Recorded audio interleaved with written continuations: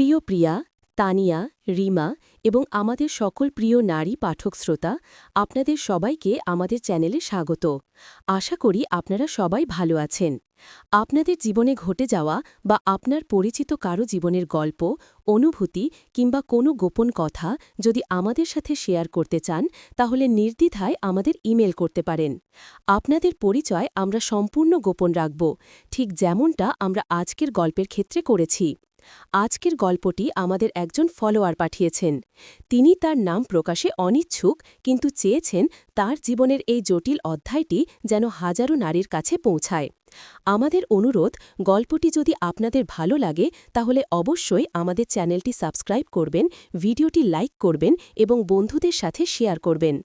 আপনাদের সহযোগিতা আমাদের অনুপ্রেরণা যোগায়। আর হ্যাঁ, যারা আমার ইমো নাম্বারটি পেতে চান এবং আমার সাথে সরাসরি কথা বলতে চান, তারা ধৈর্য ধরে পুরো গল্পটি শুনুন। গল্পের কোনো এক অংশে আমি আমার প্রিয় পাঠকদের জন্য আমার ইমো নাম্বারটি বলে দেব। তাই আমার সাথে কথা বলতে চাইলে পুরো গল্পটি মনোযোগ দিয়ে শুনুন। অনেক লম্বা গল্প এটি, কিন্তু প্রতিটি মুহূর্তই আপনাদের মন ছুঁয়ে যাবে। চলুন আর দেরি না করে সরাসরি গল্পে প্রবেশ করি। গল্পের শুরু, প্রিয়ার দীর্ঘশ্বাসের এক নিস্তব্ধ সন্ধ্যা। আমি প্রিয়া, বয়স আমার 40 ছুঁই ছুঁই। নামটা হয়তো খুবই সাধারণ, আর আমার জীবনটাও ছিল তেমনই সাধারণ, অন্তত বাইরে থেকে দেখে। আমার স্বামী রাজীব, আমাদের বিয়ের প্রায় 15 বছর হয়ে গেছে। একটাই ছেলে আমাদের, জয়, সে এখন 8ম শ্রেণীতে পড়ে। বাইরে থেকে দেখলে আমাদের পরিবারটা হয়তো অনেকের কাছেই সুখী পরিবার মনে হবে। রাজীব একটা ভালো কর্পোরেট চাকরি করে, আমি ঘরে থাকি, ছেলের দেখাশোনা করি, নিজের মতো করে সংসারটা গুছিয়ে রাখি। কিন্তু এই আপাত সুখের মোড়কের ভেতরে জমে উঠেছিল এক নিদারুণ শূন্যতা, এক ঠান্ডা শীতলতা যা আমার বুকের ভেতরটা প্রতিদিন একটু একটু করে খেয়ে ফেলছিল। আমাদের বিয়েটা ছিল পরিবারের পছন্দেই। রাজীব ভদ্র ছেলে, স্থির বুদ্ধির মানুষ, কোনো উচ্ছৃঙ্খলতা নেই। বিয়ের প্রথম কয়েক বছর হয়তো কেটেছে ভালোবাসার আবেশে, নতুনত্বের মাদকতায়।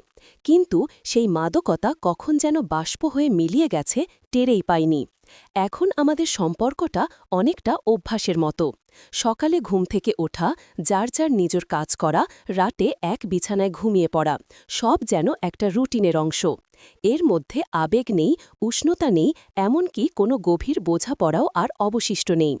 রাজীব তার কাজ নিয়ে ব্যস্ত, আমি আমার সংসার আর জয়কে নিয়ে। আমাদের দুজনের মধ্যে কথা হয়, কিন্তু সেটুকুও যেন প্রয়োজন মেটানোর জন্য। কি খেয়েছ, জয়ের কি খবর, বাজার থেকে এটা আনবে, এইটুকুই। এর বাইরে যেন আমাদের দুজনের বলার মতো আর কিছুই নেই। মাঝে মাঝে রাতে যখন রাজীব আমার পাশে ঘুমিয়ে থাকত, আমি নির্ঘুম চোখে ছাদের দিকে তাকিয়ে ভাবতাম, এটাই কি জীবন? এই নীরবতা, এই দূরত্ব কি আমার প্রাপ্য ছিল? এক সময়ে রাজীবের স্পর্শে আমার শরীরে যে শিহরণ জাগত, এখন তা যেন মৃত। তার স্পর্শে আমার মনে কোনো অনুভূতি হয় না, বরং এক ধরনের শূন্যতা গ্রাস করে। ওর কাছে গেলেই মনে হয় আমি শুধু ওর জন্য একটা যন্ত্র, যা ওর জৈবিক চাহিদা মেটায়। ভালোবাসা, প্রেম, সোহাগ, আদর, এসব যেন আমাদের অভিধান থেকে কবেই মুছে গেছে। আমি নিজেকে ভীষণ একা মনে করতাম। এক বিশাল জনসমুদ্রে থেকেও যেন আমি এক নিঃসঙ্গ দ্বীপ। আমার মনের কথা বলার মতো কেউ ছিল না। এই অনুভূতিগুলো কারো সাথে শেয়ার করার মতো সাহসিকতাও আমার ছিল না। কারণ লোকে কি ভাববে? বলবে, এত সুখে আছে, তাও কেন মন কাঁদে? আমার একমাত্র কাছের বন্ধু ছিল মিতা। ওর সাথে আমার প্রায় 15 বছরের বন্ধুত্ব। স্কুল জীবন থেকে আমরা একসাথে। মিতা আর ওর স্বামী অভ্র, ওরা আমার বাড়ির খুব কাছের। আমাদের প্রায়ই ওদের বাড়িতে যাওয়া আসা ছিল, ওদেরও আমাদের বাড়িতে আসা যাওয়া ছিল। অভ্র ছিল মিতার ঠিক বিপরীত। মিতা শান্ত, একটু লাজুক স্বভাবের, কিন্তু অভ্র ছিল হাসি খুশি, খোলামেলা, যে কোনো আড্ডায় ও যেন প্রাণ ফেলাতে পারত। ওর কথা বলার ভঙ্গি, হাসি আর মানুষকে আপন করে নেওয়ার একটা অদ্ভুত ক্ষমতা ছিল। রাজীবের সঙ্গে অভ্রর তেমন সখ্যতা ছিল না, কারণ রাজীব স্বভাবতই একটু গম্ভীর আর স্বল্পভাষী। কিন্তু আমি অভ্রর সং বেশ উপভোগ করতাম। ওর সাথে কথা বললে আমার ভেতরের চাপা কষ্টগুলো যেন খানিকটা হালকা লাগত। এক বৃষ্টি ভেজা বিকেলে মিতাদের বাড়িতে গিয়েছিলাম। মিতা ওর মায়ের সাথে ফোনে কথা বলতে রান্নাঘরের দিকে চলে গেল। আমি আর অভ্র ড্রয়িং রুমে বসেছিলাম। বাইরে টিপ টিপ বৃষ্টি পড়ছিল, আর ঘরে এক ধরনের নিস্তব্ধতা। অভ্র হঠাৎ আমাকে জিজ্ঞেস করল, "কি রে প্রিয়া, আজকাল তোকে কেমন যেন অন্যমনস্ক লাগে। সব ঠিক আছে তো? রাজীবের সাথে কোনো ঝামেলা?" ওর এই সরাসরি প্রশ্নে আমি একটু অপ্রস্তুত হয়ে গেলাম। কেউ আমার এমন নীরবতা বা অন্যমনস্কতা খেয়াল করছে, এটা আমি আশা করিনি। এতদিন ধরে আমি নিজেকে সবার থেকে আড়াল করে রেখেছিলাম। আমি মৃদু হেসে বললাম, "না রে অভ্র, তেমন কিছু না, সব ঠিকই আছে।" অভ্র আমার চোখে চোখ রেখে বলল, "আমি তোকে ছোটবেলা থেকে চিনি প্রিয়া। তুই যখন হাসিস তখন তোর চোখ দুটোও হাসে, এখন তোর চোখ হাসে না। আমাকে বল, কি হয়েছে? আমি তোর বন্ধু।" ওর এই কথায় আমার বুকের ভেতরটা মোচড় দিয়ে উঠল। কতদিন পর কেউ এত আপন করে আমার মনের খবর জানতে চাইছে। আমার আর নিজেকে আটকে রাখা কঠিন হয়ে পড়ল। এক দীর্ঘশ্বাস ফেলে আমি বললাম, "কি আর বলব রে অভ্র, সব থেকেও যেন কিছুই নেই। রাজীবের সাথে সম্পর্কটা কেমন যেন ঠান্ডা হয়ে গেছে। ভালোবাসা, আদর কিছুই নেই। শুধু এক ছাদের নিচে দুই অচেনা মানুষ হয়ে আছি।" আমার গলা ধরে আসছিল। অভ্র খুব মনোযোগ দিয়ে আমার কথা শুনছিল। ওর চোখে কোনো কৌতূহল ছিল না, ছিল শুধু গভীর সহানুভূতি। আমি আরও বললাম, "মাঝে মাঝে মনে হয় আমি বোধহয় আর বাঁচতে চাই না। আমার নিজের কোনো অস্তিত্ব নেই। শুধু রাজীবের স্ত্রী আর জয়ের মা পরিচয়ে আমি যেন বন্দী হয়ে গেছি। আমার মনে হয় আমি হয়তো আর ভালোবাসার যোগ্য নই।" আমার কথাগুলো বলতে গিয়ে আমার চোখ ভিজে উঠল। অভ্র আমার পাশে এসে বসল, খুব আলতো করে আমার হাতে ওর হাত রাখল। ওর হাতের উষ্ণ স্পর্শে আমার বুকের ভেতরটা যেন কিছুটা শান্ত হল। সে নরম গলায় বলল, "এমন কথা বলিস না প্রিয়া, তুই খুবই সুন্দর একজন মানুষ, আর ভালোবাসা সেটা কাউকে যোগ্য হতে হয় না, ভালোবাসা তো শুধু ঘটে যায়।" আমি ওর দিকে তাকালাম। ওর চোখ দুটোতে কেমন যেন একটা গভীরতা ছিল, যা আমি আগে কখনো খেয়াল করিনি। ওর এই কথাগুলো আমার শুকনো জীবনে যেন এক পশলা বৃষ্টির মতো এসে পড়ল। আমি সেদিন প্রায় আধ ঘণ্টা ধরে আমার মনের যত জমানো কষ্ট, অতৃপ্তি সব ওর কাছে উজাড় করে দিলাম। মিতা রান্নাঘর থেকে আসার আগেই আমি নিজেকে সামলে নিলাম।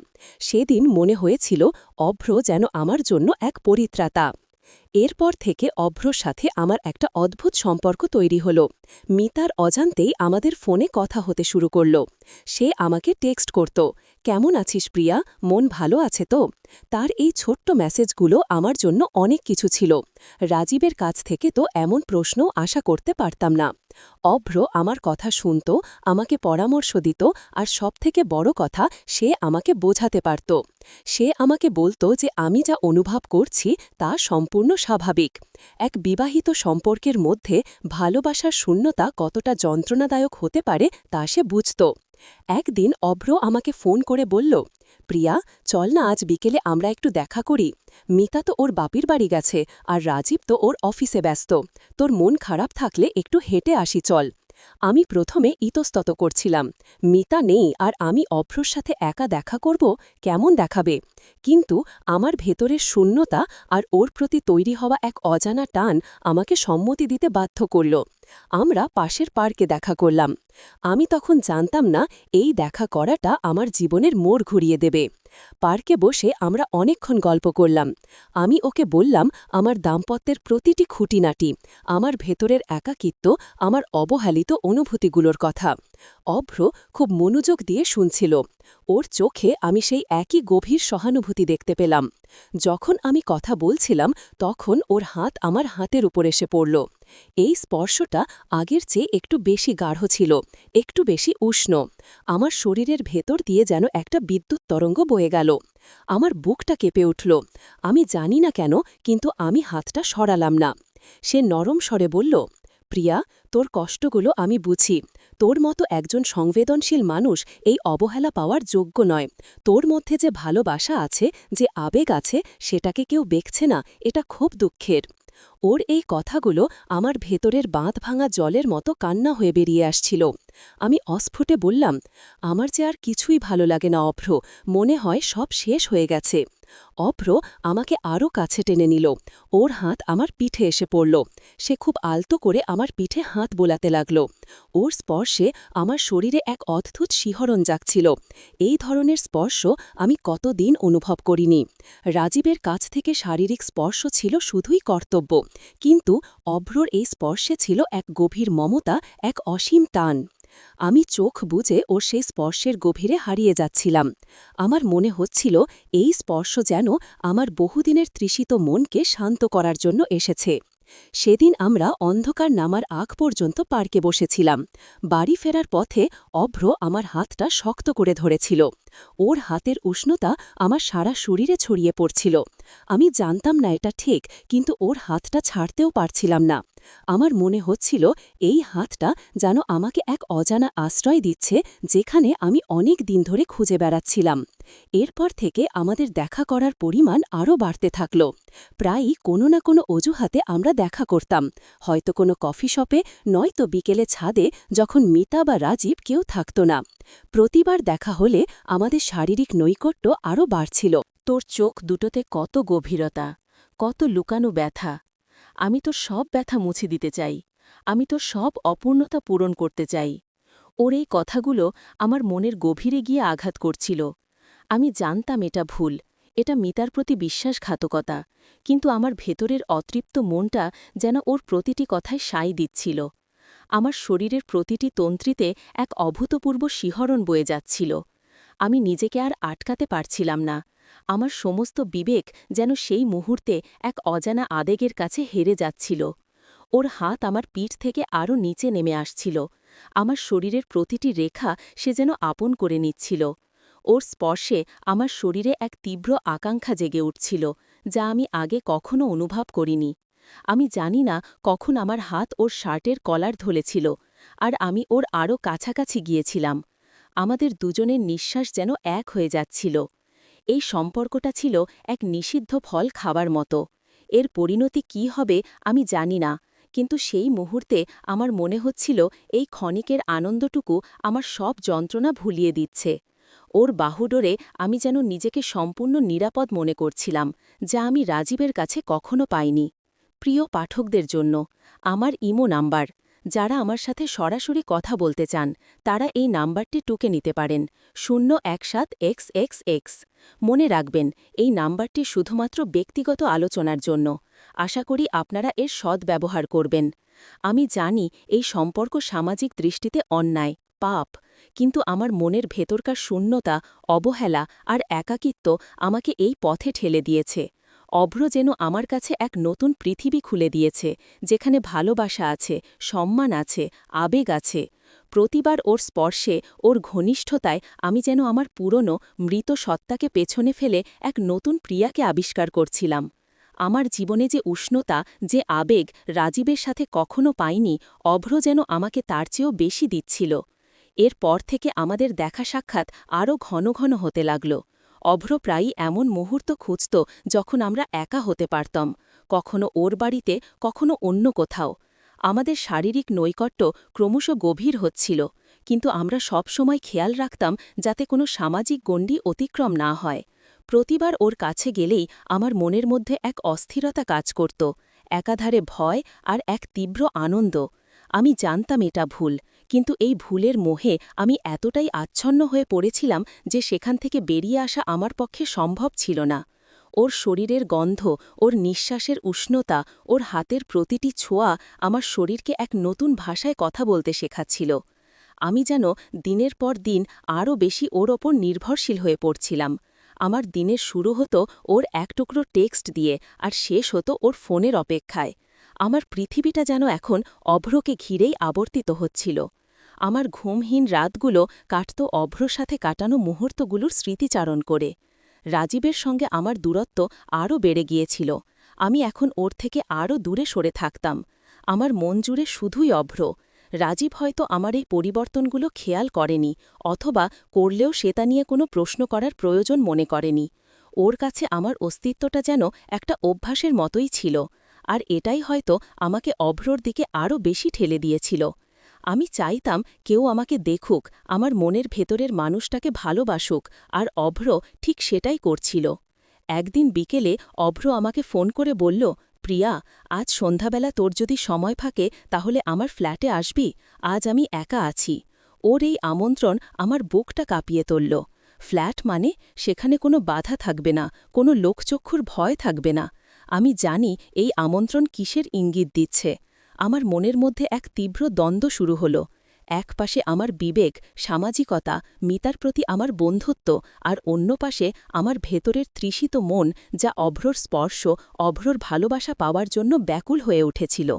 আমি জানি না কেন, কিন্তু আমার ভেতরের প্রিয়া অভ্রর ডাকে সাড়া দিতে চাইল। আমি বললাম, ঠিক আছে, আমি আসছি। কথাটা বলার পর আমার হাত পা ঠান্ডা হয়ে যাচ্ছিল। আমি খুব দ্রুত প্রস্তুতি নিতে লাগলাম। আমার মনে এক অজানা ভয় আর রোমাঞ্চ কাজ করছিল। আমি যখন অভ্রর ফ্ল্যাটে পৌঁছালাম তখন সন্ধ্যা প্রায় নেমে এসেছে। ফ্ল্যাটের দরজা খোলাই ছিল। ভেতরে ঢুকেই দেখলাম আলো জ্বলছে না, শুধু একটা মৃদু আলোক রশ্মি বারান্দা দিয়ে আসছিল। অভ্র আমাকে দেখেই উঠে এলো। ওর চোখে সেই একই চাপা উত্তেজনা, এক গভীর আকাঙ্ক্ষা। আমি ভেতরে ঢোকার সাথে সাথেই ও দরজাটা বন্ধ করে দিল। আমার দিকে এগিয়ে এসে আমার হাত ধরল। ওর হাতটা যেন এক বিদ্যুৎ প্রবাহের মতো আমার সারা শরীরে ছড়িয়ে পড়ল। আমি ওর দিকে তাকাতে পারছিলাম না, আমার মাথা নিচু হয়ে আসছিল। সে আলতো করে আমার চিবুক ধরে মাথাটা উঁচিয়ে দিল। ওর চোখ আমার চোখের গভীরে নিবদ্ধ। ফিসফিস করে বলল, প্রিয়া, তুই জানিস না আমি কতক্ষণ ধরে তোর জন্য অপেক্ষা করছিলাম। আমি কিছু বলতে পারছিলাম না, আমার গলা শুকিয়ে কাঠ হয়ে গিয়েছিল। অভ্র আমাকে নিজের কাছে টেনে নিল, খুব আলতো করে আমার কোমরে হাত রেখে আমার শরীরের সাথে মিশিয়ে নিল। ওর শরীরের উষ্ণতা, ওর ঘ্রাণ আমার ইন্দ্রিয়গুলোকে যেন ভোঁতা করে দিচ্ছিল। আমি ওর বুকে মাথা রেখে চোখ বুজেছিলাম। ওর হাত আমার পিঠে আলতো করে ঘুরছিল, তারপর আমার চুল ছুঁয়ে যাচ্ছিল। ওর স্পর্শে আমার মনে হচ্ছিল আমি যেন ভেসে যাচ্ছি। আমার মনে হচ্ছিল এই মুহূর্তটা যেন অনন্তকাল ধরে চলতে পারে। আমি জানতাম আমি এখন এক নিষিদ্ধ পথে হাঁটছি, কিন্তু আমার ভেতরের অতৃপ্ত আত্মা যেন এই পথেই শান্তি খুঁজে পাচ্ছিল। ওর উষ্ণ ঠোঁট আমার কপালে, গালে, আর তারপর আমার ঠোঁটের খুব কাছে এসে থেমে গেল। আমি চোখ বুজে ওর স্পর্শের জন্য অপেক্ষা করছিলাম। আমার হৃৎস্পন্দন এত দ্রুত হচ্ছিল যেন মনে হচ্ছিল যেন আমার বুক ফেটে যাবে। আমার সমস্ত শরীরে এক অদ্ভুত শিহরণ জাগছিল। এই অনুভূতিগুলো ছিল আমার কাছে সম্পূর্ণ নতুন, সম্পূর্ণ অপরিচিত, কিন্তু ভীষণ মিষ্টি। আমি জানি গল্পটি ঠিক এই জায়গাতেই আরও বিস্তারিত হওয়া প্রয়োজন। আপনারা যদি গল্পের বাকি অংশটুকু শুনতে চান এবং জানতে চান প্রিয়া আর অভ্রর সম্পর্কটা কোন দিকে মোড় নেয়, তাহলে আমাদের সাথেই থাকুন এবং আমাদের চ্যানেল সাবস্ক্রাইব করুন। আমরা খুব শীঘ্রই গল্পের দ্বিতীয় অংশ নিয়ে আসব। আপনার প্রতিটি লাইক, কমেন্ট আর শেয়ার আমাদের এগিয়ে যেতে সাহায্য করবে। ওর উষ্ণ ঠোঁট আমার কপালে, গালে, আর তারপর আমার ঠোঁটের খুব কাছে এসে থেমে গেল। আমি চোখ বুজে ওর স্পর্শের জন্য অপেক্ষা করছিলাম। আমার হৃৎস্পন্দন এত দ্রুত হচ্ছিল যেন মনে হচ্ছিল যেন আমার বুক ফেটে যাবে। আমার সমস্ত শরীরে এক অদ্ভুত শিহরণ জাগছিল। এই অনুভূতিগুলো ছিল আমার কাছে সম্পূর্ণ নতুন, সম্পূর্ণ অপরিচিত, কিন্তু ভীষণ মিষ্টি। এর পরের মুহূর্তটা যেন অনন্তকাল ধরে চলল নাকি চোখের পলকে শেষ হয়ে গেল আমি জানি না। শুধু অনুভব করলাম অভ্রর উষ্ণ ঠোঁট আলতো করে আমার ঠোঁট ছুঁয়ে দিল। সে এক অদ্ভুত স্পর্শ। কতদিন পর এমন একটা স্পর্শ। রাজীবের সাথে আমার সম্পর্কের সেই প্রথম দিনগুলোতেও হয়তো এমন শিহরণ অনুভব করিনি, কারণ তখন সবকিছু ছিল সামাজিক প্রথার ছাঁচে বাঁধা, একরকম বাধ্যবাধকতা ছিল সেখানে। কিন্তু অভ্রর এই চুম্বনে ছিল এক গভীর আকাঙ্ক্ষা, এক নীরব স্বীকারোক্তি, যা আমার ভেতরের সুপ্ত আবেগগুলোকে জাগিয়ে তুলছিল। আমার শরীর যেন এক লহমায় নিস্তেজ হয়ে গিয়েছিল, আবার পরক্ষণেই জেগে উঠেছিল এক অদ্ভুত জীবন স্পর্শে। ওর ঠোঁট আমার ঠোঁটের ওপর স্থির ছিল কিছুক্ষণ। কোনো তাড়াহুড়ো ছিল না, ছিল শুধু এক নীরব অঙ্গীকার। আমি চোখ খুলতে পারছিলাম না। আমার সারা শরীর যেন এই মুহূর্তের জন্য অপেক্ষা করছিল। ধীরে ধীরে ওর চুম্বন আরও গাঢ় হল। আমার ঠোঁট সাড়া দিতে শুরু করল, যেন আমার শরীর নিজেই এক দীর্ঘদিনের তৃষ্ণা মেটাতে চাইছে। ওর হাত আমার কোমর থেকে আরও নিচে নেমে এলো, আমার পিঠের বক্ররেখায় আলতো করে চাপ দিল। আমি ওর আরও কাছে চলে গেলাম। আমাদের দুজনের শরীরের উষ্ণতা যেন মিশে একাকার হয়ে যাচ্ছিল। আমার কানে ওর দ্রুত হৃৎস্পন্দন বাজছিল, আর আমি বুঝতে পারছিলাম আমি একা নই, অভ্র এই মুহূর্তটার জন্য সমানভাবে আকুল ছিল। ঘরের মৃদু আলো আধারী পরিবেশ, বাইরে সন্ধ্যার নীরবতা, আর ভেতরে আমাদের দুজনের শ্বাস-প্রশ্বাস সব মিলিয়ে এক মোহময় পরিবেশ তৈরি হয়েছিল। অভ্র আমাকে কোলে তুলে নিল, এতটাই হালকাভাবে যেন আমি কোনো পাখির পালক। আমি ওর বাহুডোরে নিজেকে সম্পূর্ণ সমর্পণ করে দিয়েছিলাম। সে আমাকে ফ্ল্যাটের শোবার ঘরের দিকে নিয়ে গেল। পথটুকু যেন এক রূপকথার জগৎ। আমার মনে তখন কোনো দ্বিধা ছিল না, কোনো ভয় ছিল না, ছিল শুধু এক অব্যক্ত আকাঙ্ক্ষা আর এক অদ্ভুত আত্মসমর্পণ। শোবার ঘরের বিছানায় আমাকে শুইয়ে দিল সে। বিছানাটা নরম ছিল, যেন মেঘের মতো। অভ্র আমার পাশে এসে শুয়ে পড়ল। ওর চোখ আমার চোখে, ওর হাত আমার মুখের ওপর আলতো করে বুলিয়ে দিচ্ছিল। ওর স্পর্শে আমার ত্বকের প্রতিটি লোমকূপ যেন জেগে উঠছিল। সে ফিসফিস করে বলল, প্রিয়া, তুই জানিস না আমি কত দিন ধরে এই মুহূর্তটা স্বপ্ন দেখেছি। আমি কিছু বলতে পারছিলাম না, শুধু ওর দিকে তাকিয়েছিলাম। ওর চোখে আমি ভালোবাসা, আকাঙ্ক্ষা আর এক ধরনের কোমলতা দেখতে পেলাম। যে ভালোবাসা আমি রাজীবের কাছে সারা জীবন খুঁজেছি, তা যেন অভ্রর চোখের গভীরে আমি খুঁজে পেলাম। আমার চোখ ভিজে এলো। সে আমার চোখ থেকে গড়িয়ে পড়া অশ্রুবিন্দুগুলো আলতো করে মুছে দিল। এর পরের প্রতিটি মুহূর্ত যেন একে অপরের সাথে নিবিড়ভাবে মিশে যাচ্ছিল। ওর হাত আমার শরীর থেকে পোশাক সরাচ্ছিল, ধীরে ধীরে আলতো করে। আমার শরীরে এক অদ্ভুত শিহরণ জাগছিল। একাধারে ভয়, উত্তেজনা আর এক তীব্র আকাঙ্ক্ষা সব মিলেমিশে একাকার হয়ে গিয়েছিল। যখন আমার শরীর সম্পূর্ণরূপে অনাবৃত হল, তখন আমার মনে হল আমি যেন নতুন করে জন্ম নিচ্ছি। অভ্রর চোখে কোনো লোভ ছিল না, ছিল শুধু মুগ্ধতা। সে আমাকে এক পবিত্র ভালোবাসার চোখে দেখছিল, যা আমাকে নিজের ওপর বিশ্বাস করতে সাহায্য করছিল। তার ঠোঁট আমার কপালে, আমার চোখ, আমার গাল, আমার ঘাড়, আর তারপর আমার কাঁধে নেমে এলো। সে আমাকে প্রতিটা স্পর্শে যেন বলছিল, তুই সুন্দরী, তুই আকাঙ্ক্ষিত, তুই যোগ্য ভালোবাসার। ওর স্পর্শে আমার শরীরের প্রতিটি অংশ যেন। এই প্রশ্ন আমাকে ভেতরে ভেতরে কুরে কুরে খাচ্ছিল, কিন্তু অভ্রর সান্নিধ্য, ওর ভালোবাসা আমাকে সেই প্রশ্নগুলোর উত্তর খুঁজতে দিচ্ছিল না।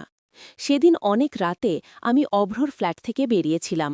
যখন আমি আমার বাড়িতে ফিরলাম, তখন রাজীব গভীর ঘুমে আচ্ছন্ন। আমি সাবধানে ওর পাশে শুয়ে পড়লাম।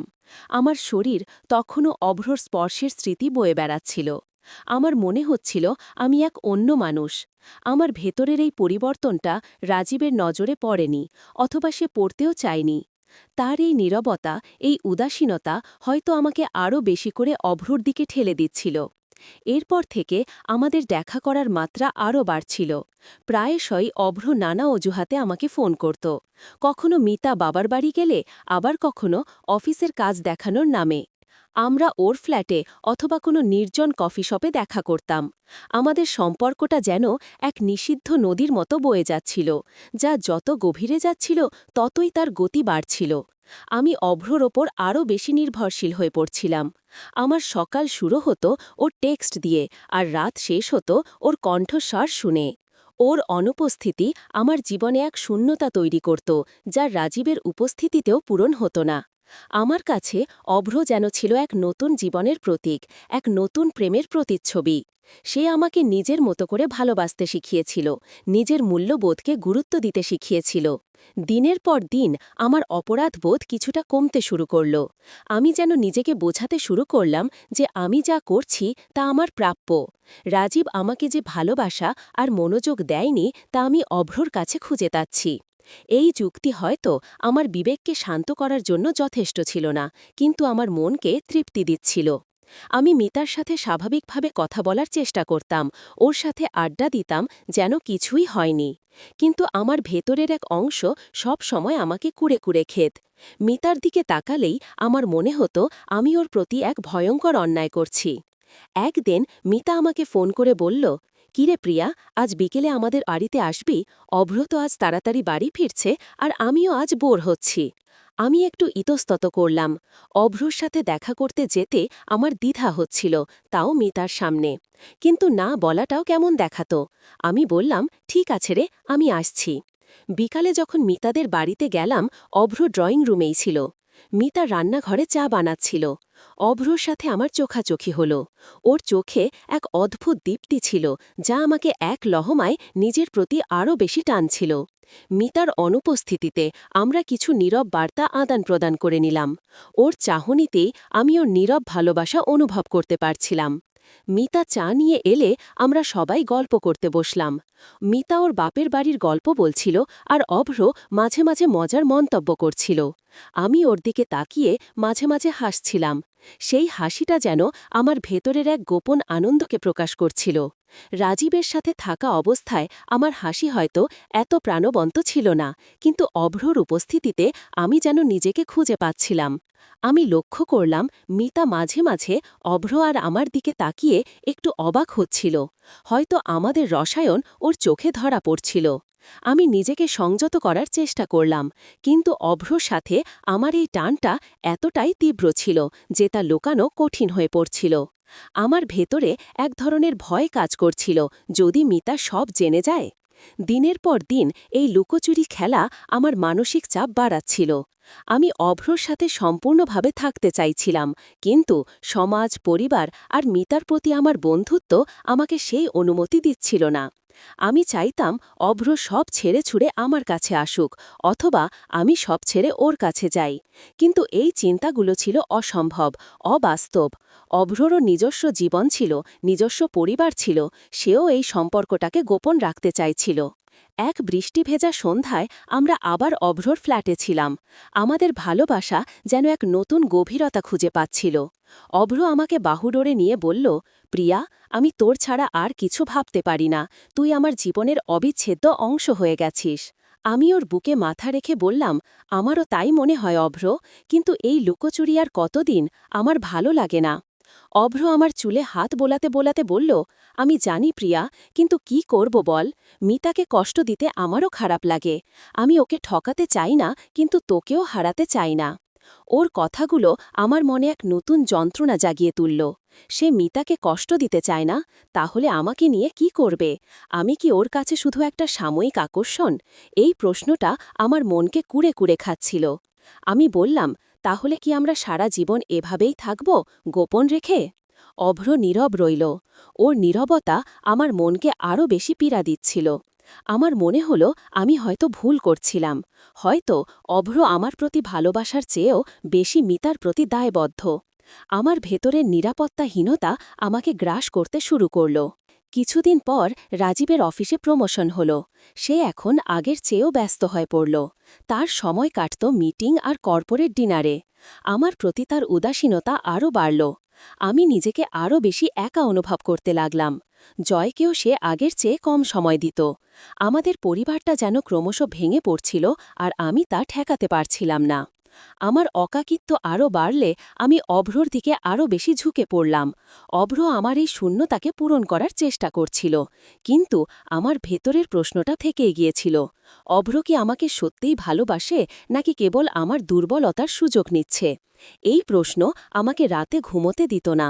একদিন আমি অভ্রকে সরাসরি জিজ্ঞেস করলাম, অভ্র, তুই কি আমাকে ভালোবাসিস, নাকি আমি তোর কাছে শুধু একটা সময় কাটানোর সঙ্গী? অভ্র আমার দিকে তাকিয়ে গম্ভীর হয়ে গেল। সে আমার হাত ধরে বলল, প্রিয়া, তুই এমন কথা বলছিস কেন? আমি তোকে ভালোবাসি।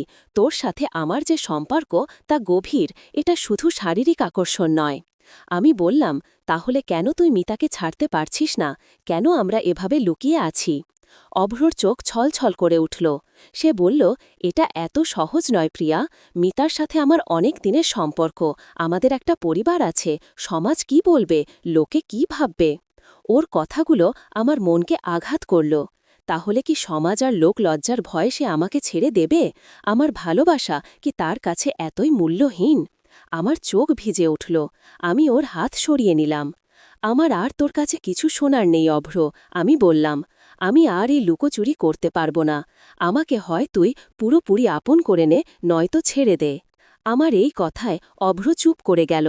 ওর মুখে এক ধরনের কষ্ট আর সিদ্ধান্তহীনতা আমি দেখতে পেলাম।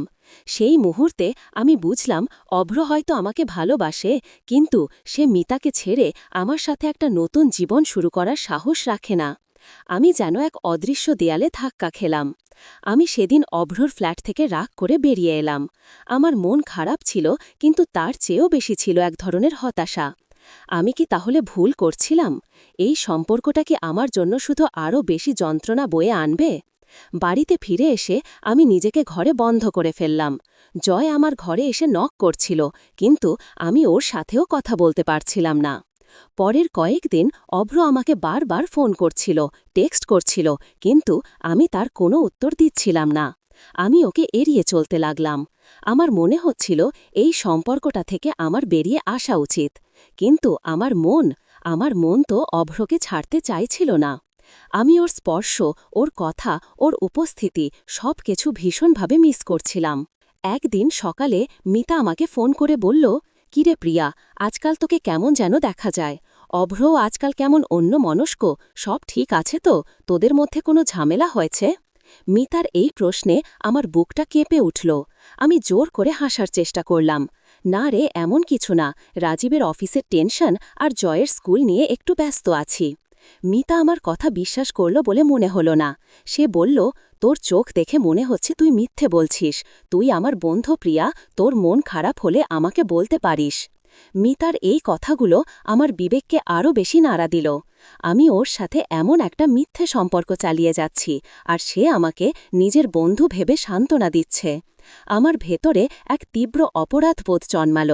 আমি কি মিতার সাথে আর এই সম্পর্ক রাখতে পারব? সেই রাতে আমি অনেক ভেবেচিন্তে একটা সিদ্ধান্ত নিলাম। আমি অভ্রকে আর দেখতে যাব না।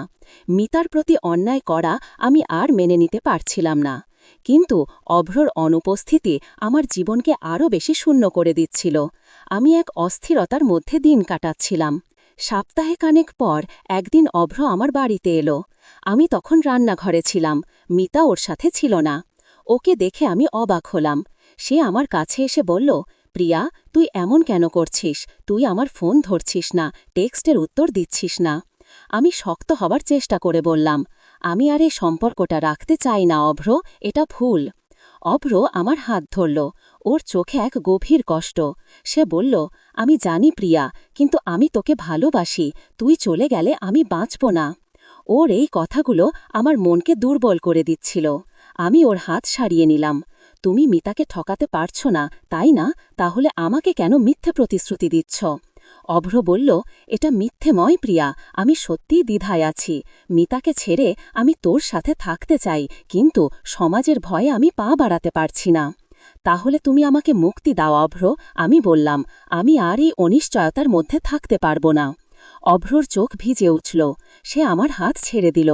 ওর চোখে আমি সেই গভীর যন্ত্রণা দেখতে পেলাম, যা আমারও ছিল। সে আর কিছু না বলে আমার বাড়ি থেকে বেরিয়ে গেল। আমি ওর চলে যাওয়ার দিকে তাকিয়ে রইলাম। আমার চোখ থেকে টপ টপ করে জল ঝরছিল। আমার মনে হচ্ছিল আমি আমার জীবনের সবথেকে মূল্যবান জিনিসটা হারালাম। অভ্র চলে যাওয়ার পর আমার জীবনটা যেন আরও বেশি শূন্য হয়ে গেল। তুই আমার বিশ্বাস ভেঙেছিস, আমার সংসার ভাঙার চেষ্টা করেছিস। আমার স্বামী, আমার সবটুকু, তুই সব কেড়ে নিতে চেয়েছিলি। তুই আমার বন্ধু নামের কলঙ্ক। ওর কথাগুলো আমার বুক এফোর ওফোর করছিল। আমি জানি আমার কোনো জবাব দেওয়ার নেই। আমি শুধু নীরবে কাঁদছিলাম। মিতা আর কোনো কথা না বলে আমার বাড়ি থেকে বেরিয়ে গেল। ওর চলে যাওয়ার পর আমার মনে হলো আমার পৃথিবীটা ভেঙে চুরমার হয়ে গেছে। আমি আমার সবথেকে প্রিয় বন্ধুকে হারালাম। সেই দিন রাতে রাজীব যখন বাড়ি ফিরল, তখন আমি ওর সাথে স্বাভাবিকভাবে কথা বলার চেষ্টা করলাম।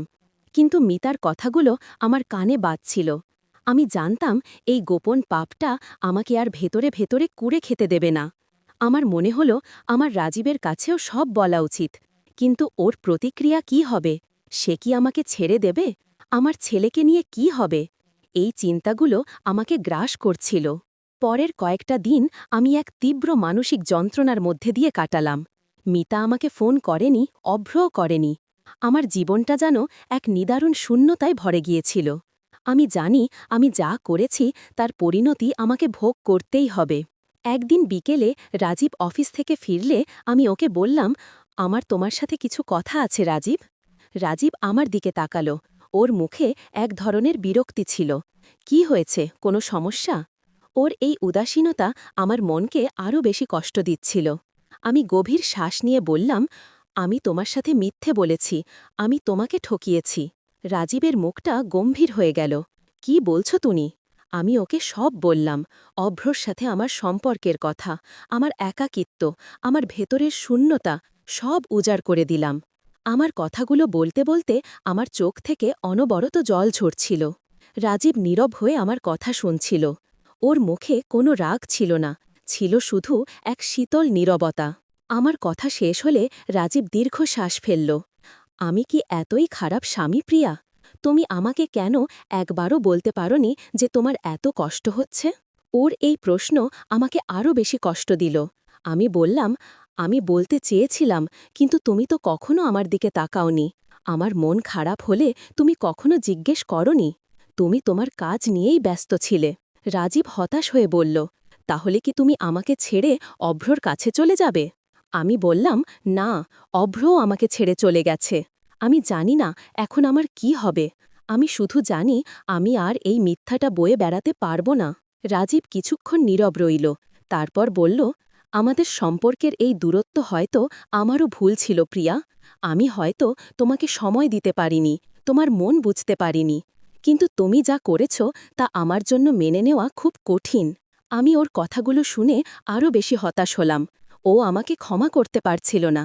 আমাদের ১৫ বছরের সম্পর্কটা কি তাহলে শেষ হয়ে যাবে?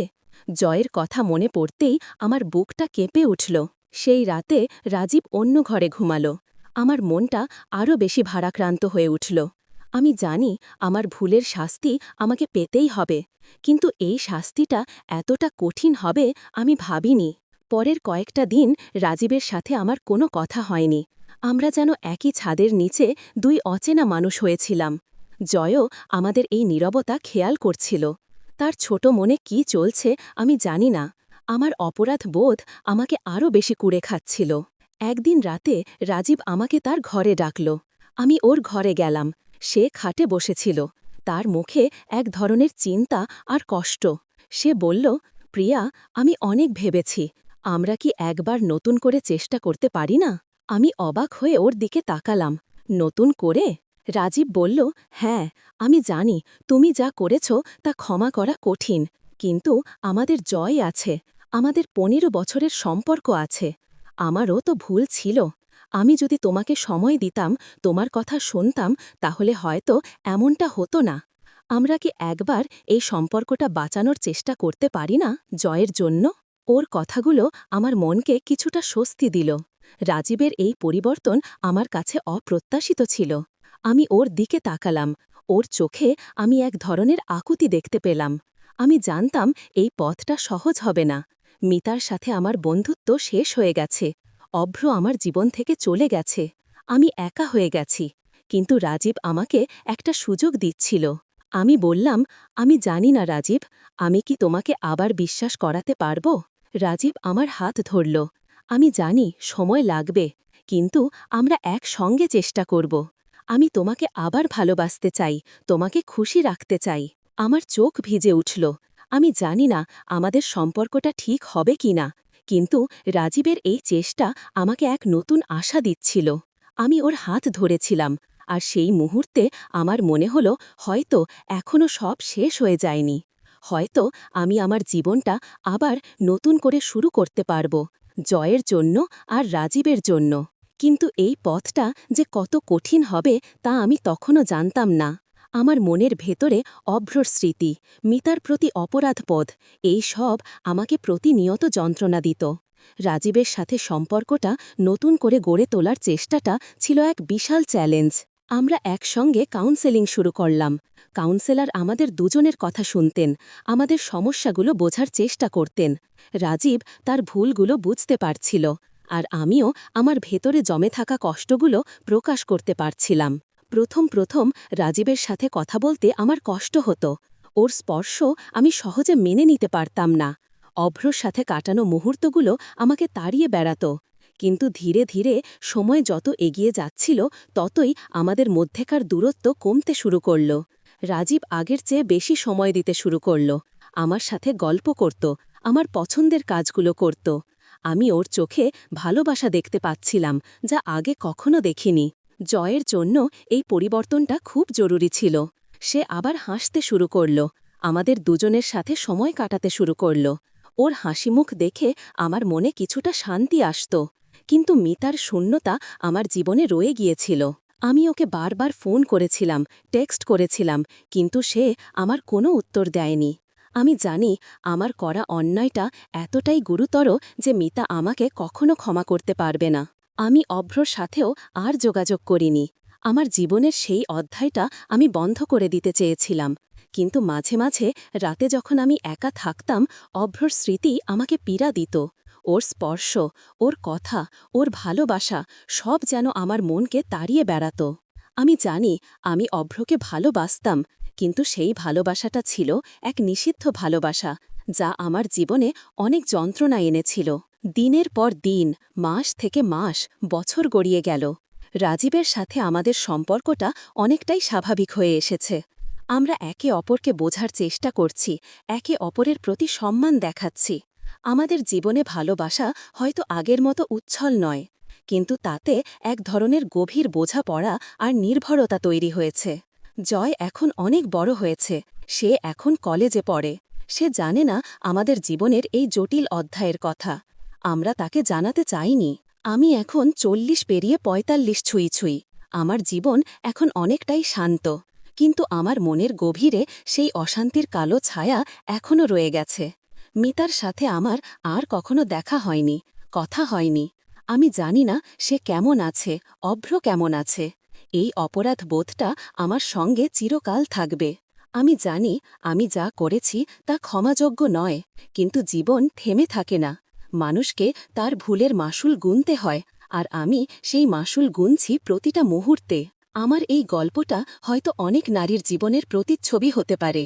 সমাজে অনেক নারী আছেন যারা রাজীবের মতো স্বামীর অবহেলায় ভোগেন, যারা ভালোবাসার অভাবে একাকিত্বে ভোগেন। তাদের জন্য আমার একটাই কথা, সম্পর্কের টানাপোড়েনগুলো গোপন না করে কথা বলুন।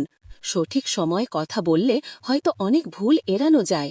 আমি সেই ভুলটা করে ফেলেছিলাম, তাই তার পরিণতি আমাকে ভোগ করতে হয়েছে। আমার জীবনের এই কঠিন অধ্যায়টা হাজারো নারীর কাছে পৌঁছাক, আর তারা যেন আমার ভুল থেকে শিক্ষা নিতে পারে।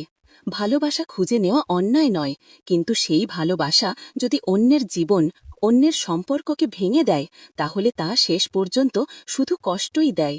আমি এখন আমার জীবনের এই নতুন পথে হাঁটছি, যেখানে আমি আমার পরিবারকে, আমার সন্তানকে আঁকড়ে ধরেছি। এই পথটা কঠিন, কিন্তু আমি জানি আমাকে এই পথেই চলতে হবে। আর হ্যাঁ, যারা আমার ইমো নাম্বারটি পেয়েছিলেন এবং আমার সাথে কথা বলেছিলেন, তাদের সবাইকে অসংখ্য ধন্যবাদ। আপনাদের সাথে কথা বলে আমার মনে হয়েছে আমার মতো অনেকেই আছেন যারা এমন নীরব যন্ত্রণার মধ্যে দিয়ে যাচ্ছেন। মনে রাখবেন, সমস্যাটা যখন আপনার একার মনে হবে, তখন দেখবেন আপনার মতো আরও অনেকেই আছেন। সবার সাথে মনের কথা খুলে বলতে পারলে মনটা হালকা হয়। আমি নিজেকে আর একা মনে করি না। আপনাদের সকলের আশীর্বাদ আমার প্রয়োজন, যেন আমি আমার বাকি জীবনটা সসম্মানে কাটাতে পারি। আমার গল্প এখানেই শেষ হল। আমি প্রিয়া, একজন সাধারণ নারী যে ভালোবাসার জন্য সবকিছু ছেড়ে ছুড়ে দিতে চেয়েছিল, কিন্তু শেষ পর্যন্ত জীবনের কঠিন বাস্তবতার মুখে দাঁড়িয়েছিল। আমি আমার ভুলের জন্য অনুতপ্ত, কিন্তু আমার এই ভুলগুলোই আমাকে আজকের প্রিয়া বানিয়েছে। যে প্রিয়া এখন জানে ভালোবাসার মূল্য কত আর সম্পর্কের পবিত্রতা কত জরুরি। আমার জীবনটা হয়তো পারফেক্ট নয়, কিন্তু আমি এখন অনেক বেশি বাস্তববাদী। আমি আমার বাকি জীবনটা নতুন করে সাজাতে চাই, আমার সন্তান আর আমার স্বামীর সাথে। হয়তো এটাই আমার নিয়তি, হয়তো এটাই আমার আসল ভালোবাসা।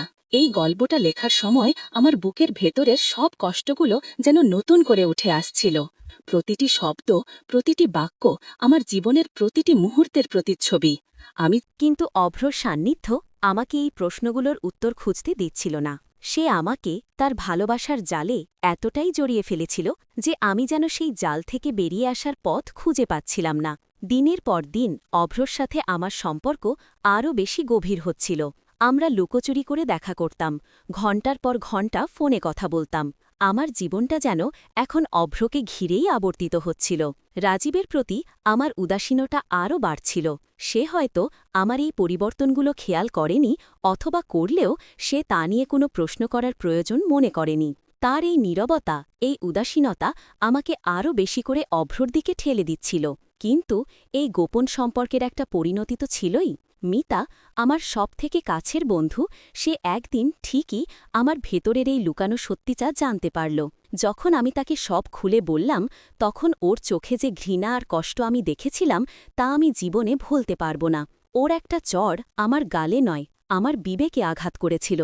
আমি আমার বন্ধুকে হারিয়েছিলাম, আর আমার ভেতরের অপরাধবোধ আমাকে আরও বেশি কুড়ে খাচ্ছিল। রাজীবের কাছে সব স্বীকার করার পর আমার মনে এক ধরনের স্বস্তি এসেছিল, কিন্তু তার সাথে এসেছিল তীব্র ভয়। আমার সংসারটা কি ভেঙে যাবে? আমার ছেলের কি হবে? কিন্তু রাজীব আমাকে অবাক করে দিয়ে এক নতুন প্রস্তাব দিল। সে আমাদের সম্পর্কটাকে আবার নতুন করে শুরু করার কথা বলল, জয়ের জন্য। এই প্রস্তাবটা আমার কাছে এক নতুন জীবনের ইঙ্গিত ছিল। আমি জানতাম এই পথটা কঠিন হবে, কিন্তু আমি সেই চ্যালেঞ্জ নিতে প্রস্তুত ছিলাম। কাউন্সেলিং, একে অপরের প্রতি আরও বেশি মনোযোগ আর ভালোবাসার নতুন করে শুরু, এই সব কিছুর মধ্য দিয়ে আমাদের সম্পর্কটা ধীরে ধীরে নতুন করে গড়ে উঠছিল। আমি রাজীবের প্রতি তার ভুলগুলো বুঝতে পারছিলাম, আর সেও আমার ভেতরের শূন্যতা উপলব্ধি করতে পারছিল। আমাদের জীবনে ভালোবাসা হয়তো আগের মতো রোমাঞ্চকর নয়, কিন্তু এতে এক ধরনের গভীর বোঝাপড়া আর নির্ভরতা তৈরি হয়েছিল, যা আগে কখনো ছিল না। আমার ছেলে জয়, সে এই সব কিছুর কেন্দ্রবিন্দু ছিল। তার হাসিমুখ দেখে আমার মনে শান্তি আসত। আমি চাইতাম না আমার ভুলের জন্য ওর জীবনটা নষ্ট হোক। অভ্রর স্মৃতি, মিতার প্রতি অপরাধ বোধ, এই সব কিছু হয়তো আমার সঙ্গেই চিরকাল থাকবে। কিন্তু আমি শিখেছি জীবনের প্রতিটি ভুল থেকে শিক্ষা নিতে হয়, আর সেই শিক্ষাই আমাকে আজকের প্রিয়া বানিয়েছে। আজ আমি একজন পরিণত নারী, যে তার জীবনের ভুলগুলো স্বীকার করতে জানে আর তার থেকে শিক্ষা নিয়ে সামনে এগিয়ে যেতে জানে। আমার গল্পটা হয়তো অনেকের কাছেই পাপের গল্প, কিন্তু আমার কাছে এটা ছিল এক নারীর আত্ম অনুসন্ধানের গল্প, ভালোবাসার খোঁজে বেরিয়ে পড়ার গল্প।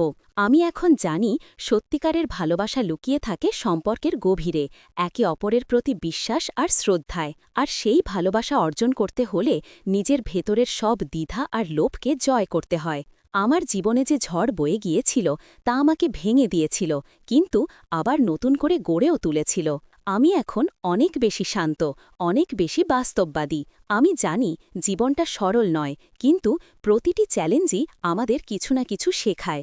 আমার এই গল্পটা যদি একজন নারীর জীবনেও কোনো ইতিবাচক পরিবর্তন আনতে পারে, তাহলে আমি নিজেকে ধন্য মনে করব। আমার দীর্ঘশ্বাস হয়তো চিরকালের জন্য আমার মনে গেঁথে থাকবে, কিন্তু সেই দীর্ঘশ্বাসেই মিশে আছে জীবনের সবথেকে বড় শিক্ষা। আমি শিখেছি ভালোবাসার পবিত্রতা, সম্পর্কের মূল্য আর আত্মমর্যাদার গুরুত্ব। আমি এখন আমার পরিবারের সাথে এক নতুন জীবন শুরু করেছি, যেখানে বিশ্বাস আর ভালোবাসা প্রধান। এই পথটা হয়তো কাঁটা বিছানো, কিন্তু আমি জানি আমি তা পাড়ি দিতে পারব, কারণ আমার পাশে এখন আছে আমার সন্তান আর আমার স্বামী, যারা আমাকে আবার নতুন করে বাঁচার স্বপ্ন দেখিয়েছে। আমার এই গল্পটা এখানেই শেষ, কিন্তু আমার জীবনযুদ্ধের গল্প হয়তো অনন্তকাল ধরে চলতে থাকবে, জীবনের প্রতিটি বাঁকে নতুন নতুন শিক্ষা আর অভিজ্ঞতা নিয়ে।